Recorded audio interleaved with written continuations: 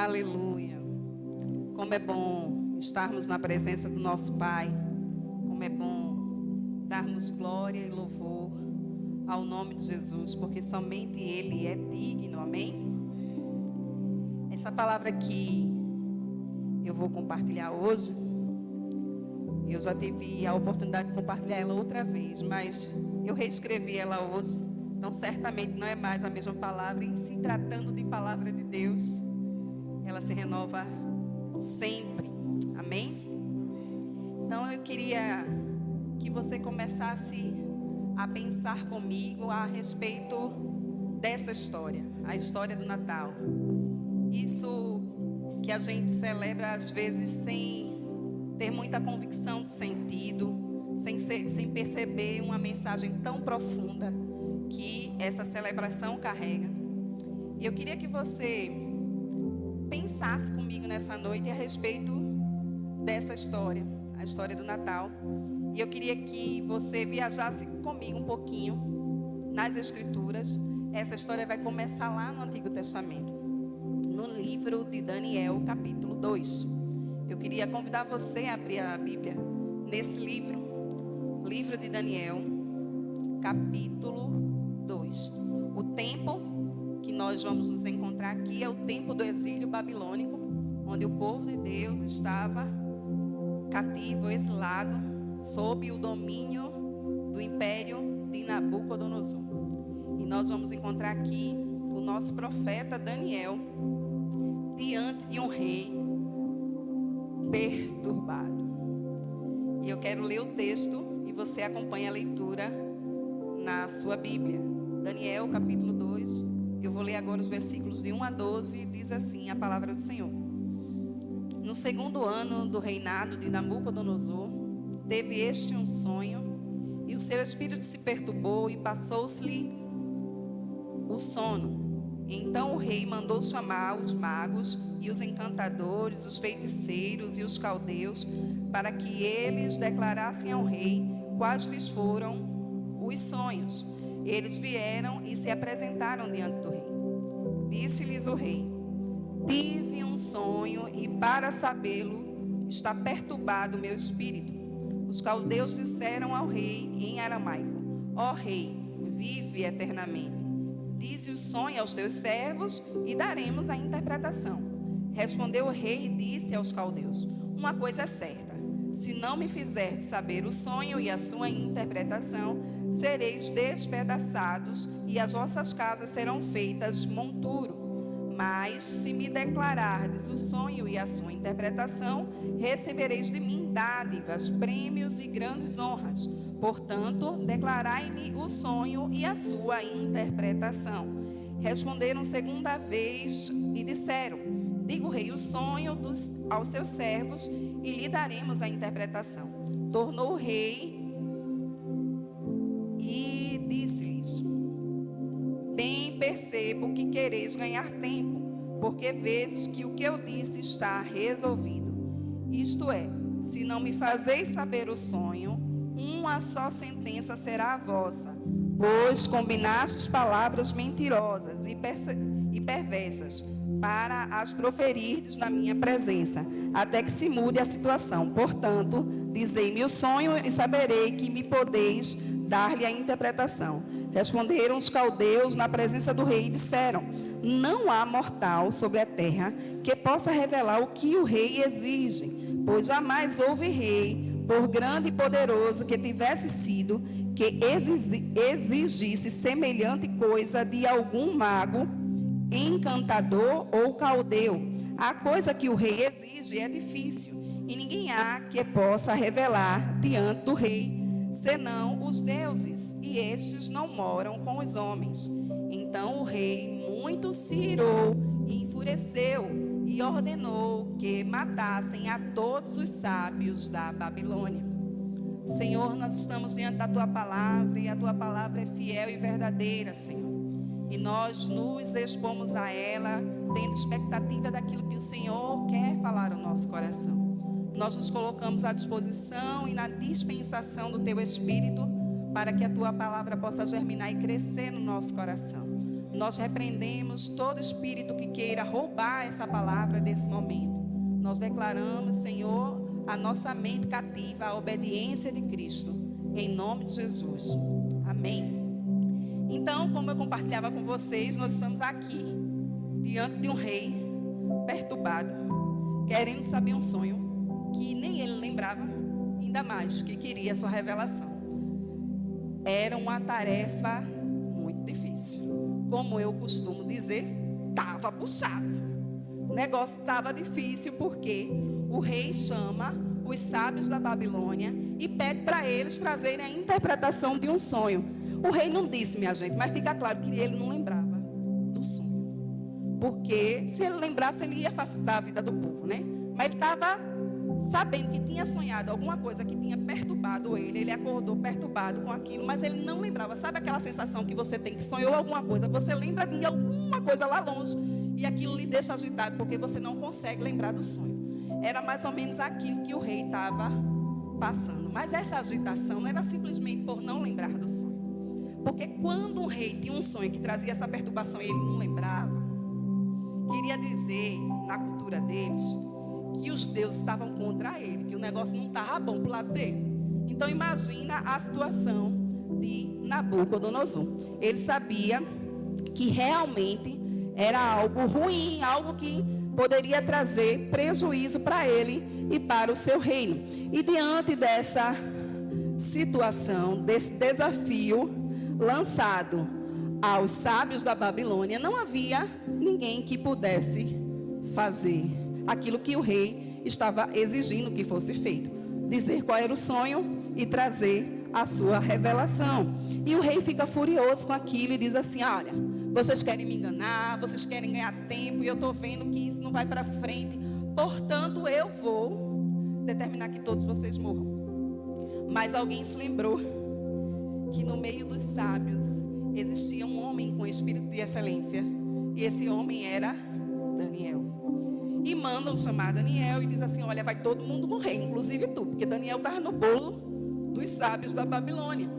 E disse: não vai somente morrer a gente, vai morrer a nossa família, tudo vai ser acabado, porque o rei teve um sonho, ele não lembra do sonho, ele quer o sonho e a interpretação. E a palavra do Senhor vai nos dizer que Daniel pede que se dê um tempo para ele. E Daniel convoca os seus amigos, Misael, Ananias e Azarias, para que eles estejam em oração, para que o Senhor traga revelação. E esse homem, com esse espírito de excelência, recebe da parte de Deus essa revelação, a revelação do sonho. Diz a Bíblia aí no versículo 19 do texto: então foi revelado o mistério a Daniel numa visão de noite. Daniel bendisse o Deus do céu. Agora, a partir do versículo 27, ele vai agora trazer o sonho e a sua revelação. Diz assim: respondeu Daniel na presença do rei e disse: o mistério que o rei exige, nem encantadores, nem magos, nem astrólogos o podem revelar ao rei. Mas há um Deus no céu, o qual revela os mistérios, pois fez saber ao rei Nabucodonosor o que há de ser nos últimos dias. O teu sonho e as visões da tua cabeça, quando estavas no teu leito, são estas: estando tu, ó rei, no teu leito, surgiram-te pensamentos a respeito do que há de ser depois disto. Aquele, pois, que revela mistérios, te revelou o que há de ser. E a mim me foi revelado esse mistério, não porque haja em mim mais sabedoria do que em todos os viventes, mas para que a interpretação se fizesse saber ao rei. É para que entendesses as cogitações da tua mente. Tu, ó rei, estavas vendo, e eis aqui uma grande estátua. Esta, que era imensa e de extraordinário esplendor, estava em pé diante de ti, e a sua aparência era terrível. A cabeça era de fino ouro, o peito e os braços de prata, o ventre e os quadris de bronze, as pernas de ferro, os pés em parte de ferro e em parte de barro. Quando estavas olhando, uma pedra foi cortada, sem auxílio de mãos, feriu a estátua nos pés de ferro e de barro e os esmiuçou. Então foi juntamente esmiuçado o ferro, o barro, o bronze, a prata e o ouro, os quais se fizeram como a palha das eiras no estio, e o vento os levou, e deles não se viram mais vestígios.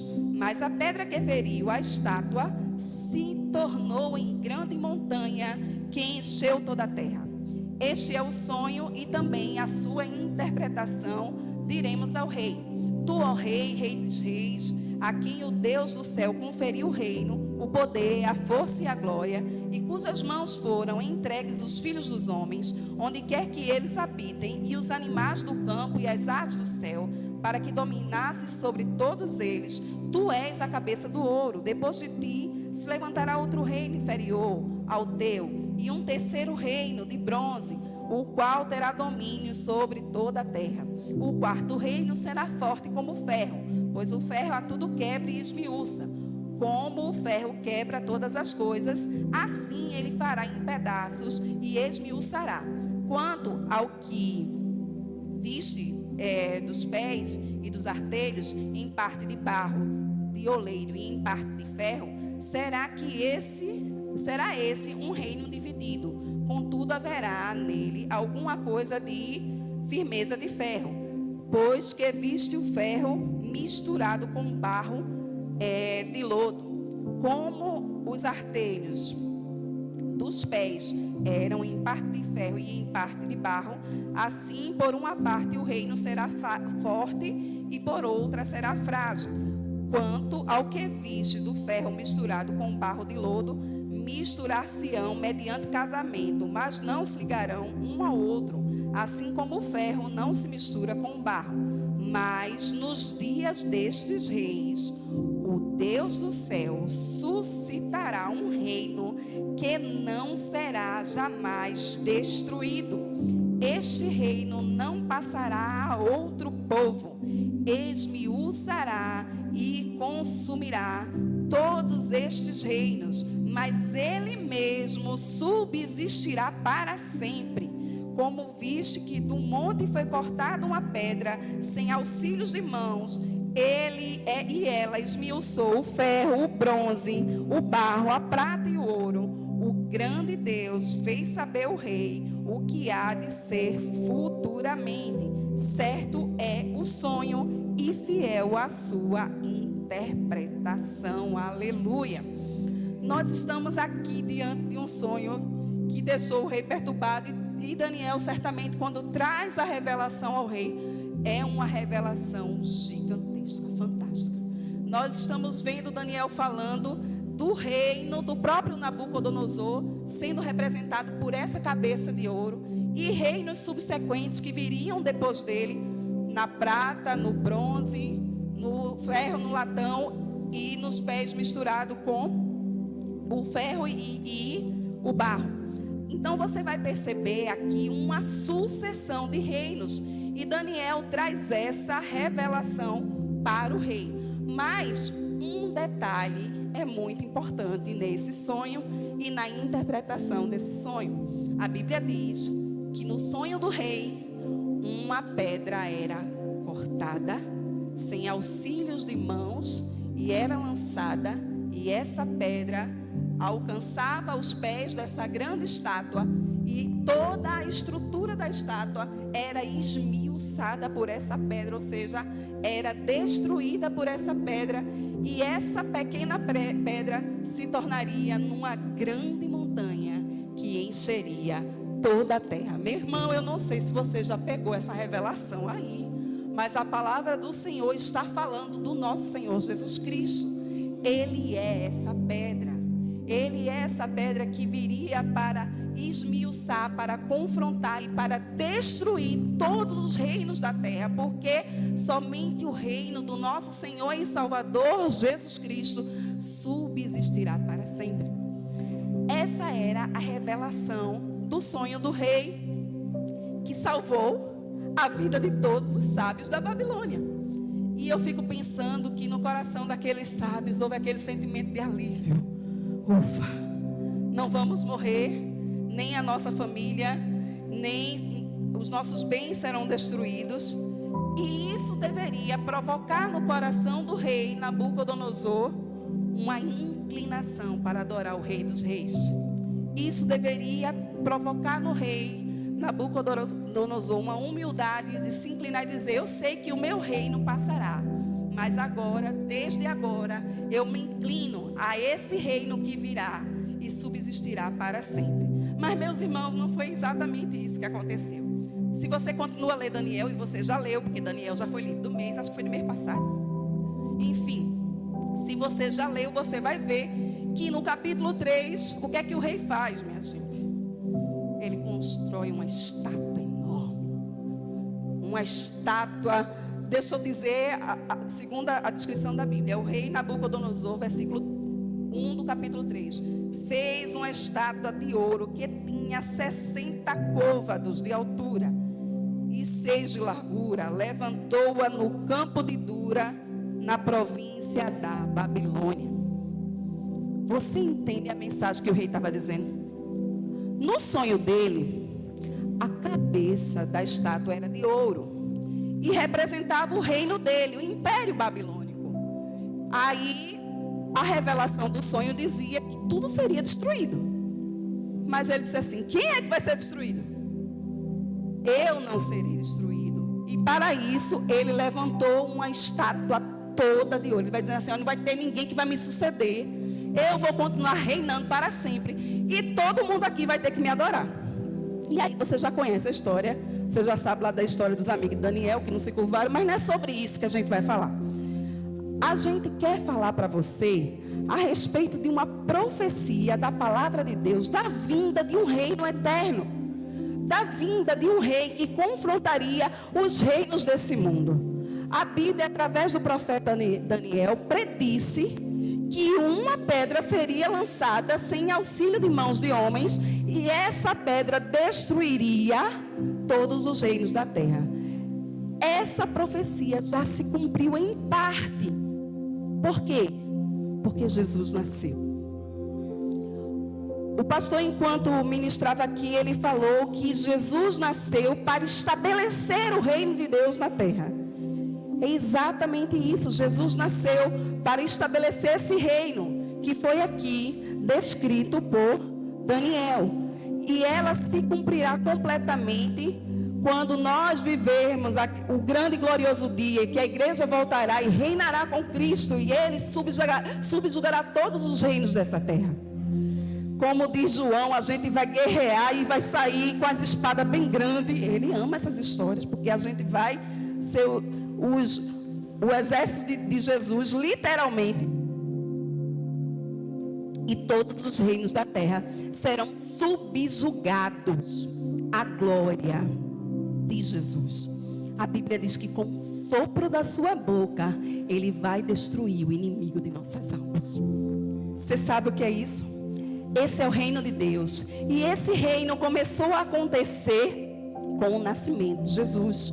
Porque o Senhor nosso Deus, ele é fiel para cumprir a sua palavra. Então você vai agora para o começo do cumprimento dessa promessa. Mateus capítulo 2. Mateus capítulo 2. Ele vai nos falar de uma visita dos magos ao menino Jesus, que tinha nascido, e os reis e os magos vão visitá-lo. Mateus capítulo 2. Nós vamos ler a partir do versículo 1. Diz assim a Bíblia: tendo Jesus nascido em Belém da Judeia, em dias do rei Herodes, eis que vieram uns magos do Oriente a Jerusalém e perguntavam: onde está o recém-nascido rei dos judeus? Porque vimos a sua estrela no Oriente e viemos para adorá-lo. Tendo ouvido isso, alarmou-se o rei Herodes e com ele toda a Jerusalém. Então, convocando todos os principais sacerdotes e escribas do povo, indagava deles onde o Cristo deveria nascer. Em Belém da Judeia, responderam eles, porque assim está escrito por intermédio do profeta: e tu, Belém, terra de Judá, não és de modo algum a menor entre as principais de Judá, porque de ti sairá o guia que há de apacentar o meu povo Israel. Com isto, Herodes, tendo chamado secretamente os magos, inquiriu deles com precisão quanto ao tempo em que a estrela aparecera. E, enviando-os a Belém, disse-lhes: ide informar-vos cuidadosamente a respeito do menino. E quando o tiverdes encontrado, avise-me para eu também ir adorá-lo. Depois de ouvirem o rei, partiram. E eis que a estrela que viram no oriente os precedia, até que, chegando, parou sobre onde estava o menino. E vendo eles a estrela, alegraram-se com grande e intenso júbilo. Entrando na casa, viram o menino com Maria, sua mãe. Prostrando-se, o adoraram. E, abrindo os seus tesouros, entregaram-lhe suas ofertas: ouro, incenso e mirra. Sendo, por divina advertência, prevenidos em sonhos, para não voltarem à presença de Herodes, regressaram por outro caminho à sua terra. Aleluia. Olha só, nós estamos aqui diante de uma visita ilustre ao menino Jesus. Aqui, ele não era mais o bebezinho da manjedoura, ele já era um menininho mais crescido, talvez com uns 2 anos de idade. E aqui, os magos vão fazer essa visita. Mas você já se perguntou por que esses magos foram visitar Jesus? Por que eles foram seguindo essa estrela? Porque a Bíblia diz exatamente isso, que eles eram magos do Oriente. E isso vai nos fazer retomar o começo da nossa conversa, o começo da nossa história. Você lembra que lá no reinado, no império de Nabucodonosor, os magos foram salvos pela revelação do sonho de Daniel. Então, aquilo certamente trouxe muita gratidão na vida daqueles magos, daqueles sábios da Babilônia, a respeito de Daniel e do seu Deus. E eles começaram a se interessar pela religião de Daniel. Eles começaram a estudar a respeito das profecias que Daniel compartilhava através da sua religião. E certamente eles conheciam a profecia da estrela que apontaria para o Redentor. Havia uma profecia no Antigo Testamento a respeito dessa estrela. E essa profecia diz que uma estrela surgiria de Israel. Essa profecia está lá em Números capítulo 24, versículo 17. Que uma estrela seria suscitada de Jacó, surgiria de Israel. E essa estrela seria para a redenção do seu povo.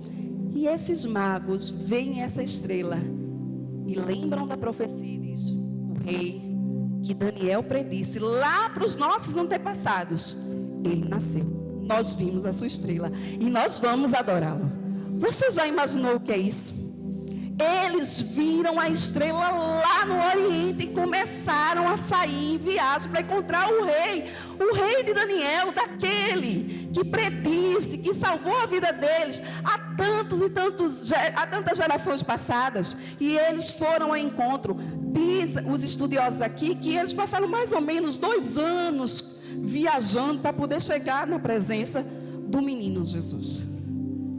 Porque eles creram na profecia, porque eles escolheram seguir a estrela, diferentemente daquele rei, do rei Nabucodonosor, que resolveu construir para si uma estátua, que resolveu, por causa do seu próprio orgulho, determinar que ele seria rei. Mas não há reino que subsista ao reino de Jesus. Ele é rei por toda a eternidade e o será para sempre. Ele é rei de reis, Senhor de senhores. Esse é o nosso Senhor Jesus Cristo. E diz a palavra de Deus que os magos vão ao encontro desse menino em Jerusalém, porque vimos a sua estrela no Oriente e viemos adorá-lo. Sabe isso? A atitude dos magos deve nos ensinar muita coisa. Eles desejaram se aproximar de Jesus. Eles simplesmente poderiam ter visto a estrela no Oriente e terem lembrado assim: olha, a profecia de Daniel está se cumprindo, a profecia do povo de Daniel está se cumprindo. E o rei deles deve ter nascido por essa época. Não, eles não ficaram somente na lembrança. Eles saíram do Oriente e vieram até Jerusalém para adorar ao Rei Jesus, porque eles desejavam se aproximar desse Deus. Ele disse assim: Daniel era tão excelente porque nos contaram a respeito dele. Ele tinha a sabedoria dos deuses do céu, como eles costumavam a dizer. Nós queremos nos aproximar desse rei que Daniel predisse. Nós queremos nos aproximar dessa pedra que vai destruir todos os reinos dessa terra e vai se tornar uma grande montanha que vai encher toda a terra. Eles tinham um desejo pela presença de Jesus. E assim eles fizeram, seguiram nessa longa viagem ao encontro de Jesus. 3 atitudes dos magos devem ensinar muito para a minha vida e para a tua vida. E eu queria compartilhar com você essas 3 atitudes dos magos. E eu quero que você aprenda comigo aquilo que elas têm a nos ensinar. Primeiro, se você deseja se aproximar de Jesus, você precisa ter uma atitude de fé. É preciso ter fé para se aproximar de Jesus. Veja o que o texto nos diz. Versículo 2 de Mateus 2. E perguntaram: onde está o recém-nascido rei dos judeus? Porque vimos a sua estrela no Oriente e viemos para adorá-lo. Meu irmão, se isso não for fé, eu não sei o que é. Eles estavam lá no Oriente, se lembraram do tempo da profecia e disseram: o rei dos judeus nasceu, nós vamos para lá e nós vamos adorá-lo. Eles tinham somente uma palavra profética, que haveria de nascer um rei, que haveria de ser suscitado um reino que cortaria, que acabaria, que esmiuçaria todos os reinos da terra. E eles seguiram viagem, confiantes nessa palavra. Você entende? Essa é uma atitude de fé. Eles seguiram uma palavra profética para se aproximar de Jesus. Meu irmão, minha irmã, ninguém se aproxima de Jesus sem fé. Você só pode se aproximar de Jesus por fé. A Bíblia diz que, ora, sem fé é impossível agradar a Deus. Porque todo aquele que se aproxima de Deus deve crer que Ele existe e que Ele é galardoador daqueles que o buscam. A Bíblia nos revela isso. É impossível se aproximar de Jesus se não for por fé. Não há como se aproximar de Jesus por outro meio. Tem que ter fé. O seu coração tem que estar aberto, não para entender, mas para crer. Você entende isso? Não tinha explicação para aqueles magos saírem do Oriente somente porque uma palavra foi dita que uma estrela ia brilhar e um menino ia nascer, mas eles creram e se aproximaram de Jesus. Talvez você esteja buscando tantas explicações e tantos questionamentos. Deixa de querer entender e começa a crer para se aproximar de Jesus. Para ter relacionamento de intimidade com Ele, é preciso ter fé. É preciso ter fé. Outra atitude que nós aprendemos com os magos é que é necessário ter uma atitude de entrega. Para se aproximar de Jesus, é necessário entregar. Veja só o que é que a Bíblia diz no versículo 11. Do capítulo 2 de Mateus. Entrando na casa, viram um menino com Maria, sua mãe. Prostrando-se, o adoraram e, abrindo os seus tesouros, entregaram-lhe suas ofertas: ouro, incenso e mirra. Essas eram ofertas muito valiosas. A Bíblia faz questão de nos dizer, abrindo seus tesouros. Eles não estavam levando qualquer coisa para Jesus. Sabe, às vezes, quando a gente vai visitar uma criança, a gente tem esse costume, né? De comprar uma lembrancinha para presentear a criança, os pais. E a gente leva uma coisinha que a gente acha bonitinho, que possa ser legal para aquele bebê, enfim. Mas a verdade é que os magos entregaram o que eles tinham de mais precioso. Eles entregaram ouro, incenso e mirra. E cada uma dessas ofertas traz uma mensagem que dá outra mensagem, se a gente for falar aqui a respeito disso.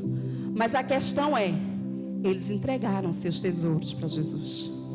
Eles entregaram o que tinham de mais valioso, porque eles desejavam se aproximar do menino rei, daquele sobre o qual repousava uma promessa de ser o rei dos reis, senhor dos senhores. Os magos entregaram o seu melhor para Jesus. Sabe, para se aproximar de Jesus, você precisa entregar o seu melhor. Eu preciso entregar o meu melhor. Quando o Clefson compartilhava aqui a respeito da palavra de dízimos e ofertas, ele falou exatamente isso. Você dá a vida para ganhar a vida. Você precisa morrer para viver. Você precisa entregar o que você tem de melhor. E seu melhor não são os seus bens. Seu melhor não são os seus talentos e suas habilidades. O seu melhor é a sua própria vida. Você pode se considerar tão indigno e sem valor, mas na verdade diante de Deus, você é o que há de mais precioso. O seu coração é o que há de mais precioso. O Senhor nos pede que entreguemos a Ele o nosso coração. A Bíblia nos diz isso no livro de Provérbios, capítulo 23, versículo 26. Diz assim a palavra do Senhor: Filho meu, dá-me o teu coração e deleite-se os teus olhos nos meus caminhos. O Senhor está dizendo: me entrega o teu coração. Me entrega o teu coração. Eu entreguei o meu filho. Me entrega o teu coração. É preciso ter uma atitude de entrega para se aproximar de Jesus. Quando você é guiado pelos sinais, como os magos foram, você começa a entender a revelação daquilo que Deus deseja para você. Deus continua se revelando e Ele continua falando com você. Ele continua dizendo o que Ele espera de você. Primeiro, você precisa ter fé. Segundo, você precisa entregar a sua própria vida a Ele, porque sua vida é o que você tem de mais precioso.